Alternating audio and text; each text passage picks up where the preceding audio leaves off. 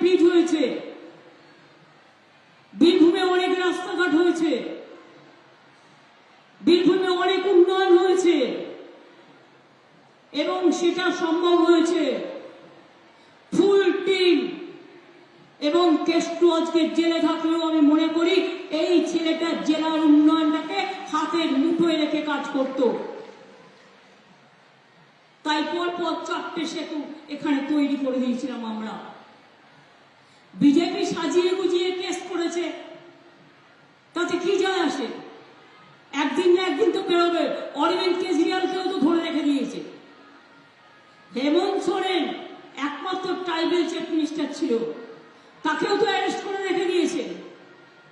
কাকে করেনি? হাতে সিবিআই আছে, ইনকাম ট্যাক্স আছে, জুডিশিয়ারিও প্রায় অনেকটাই কিনে ফেলেছে।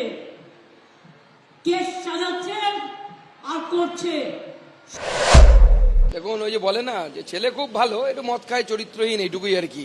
তো সেরকম হচ্ছে মনে হচ্ছে। ঠিক যেভাবে শোলে সিনেমায় অমিতাভ বচ্চন ধর্মেন্দ্রের সার্টিফিকেট দিয়েছিল হেমা মালিনীর মসির কাছে, সেই রকম তৃণমূল কংগ্রেসের নেতা নেত্রীরাও সার্টিফিকেট দিচ্ছে আমাদের অনুব্রত মণ্ডল সম্পর্কে।